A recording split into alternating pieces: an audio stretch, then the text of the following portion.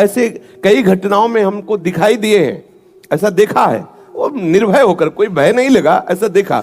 जैसे एक बार 3 बजे हम शौच के लिए कमंडल उठाया, तो जंगल में जाना होता था, कोई शौचालय की ऐसा, वो तो अभी कुछ वर्षों से शौचालय का ऐसी व्यवस्थाएं बनी, नहीं तो ग्रामीण आदि देशों में कहीं शौचालय पूरे नगर में नहीं होती थी, वो तो अभी व्यवस्थाएं हुई।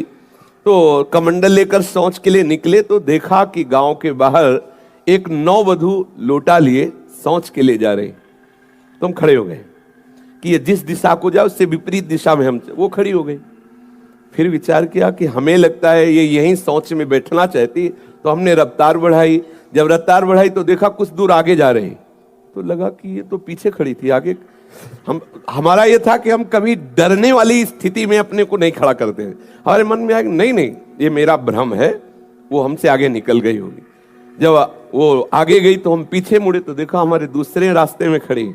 अब हमें पक्का विश्वास हो गया कि ये कोई स्त्री नहीं है, कोई पतित आत्मा है जो इस रूप में है। जोर से भगवान नाम उच्चारण खत्म किया, ना कोई भय और ना वो हमें दोबारा दिखाई दी।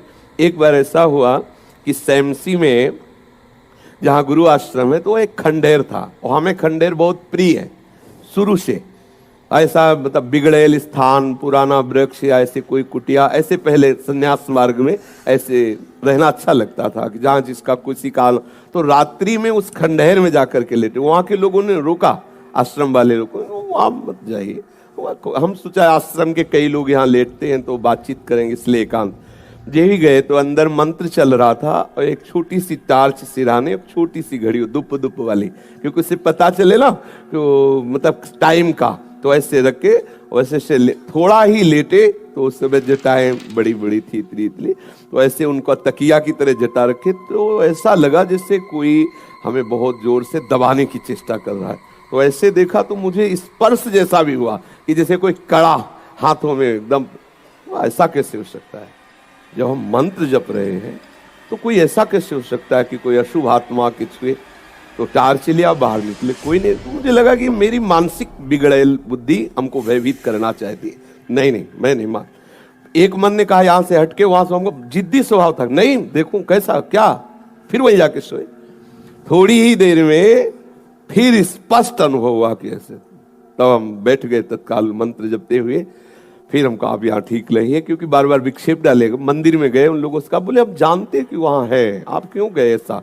तो हमने जीवन में देखा है कि अगर कहीं ऐसी प्रेत आत्मा आदि हो, वो आपको परेशान नहीं कर सकती। आपको जैसे गोकर्ण के सामने धुंधकारी प्रकट हुआ, कभी वो अग्नि बनता, कभी वो ये बनता, कभी भेड़ बनता, कभी सिंह, समझ गए अधोगति को प्राप्त। लेकिन कोई ऐसा नहीं कि उनका अनिष्ट करे और रो के कह रहा था कि मेरा उद्धार कर दो, मेरा कल्याण कर दो।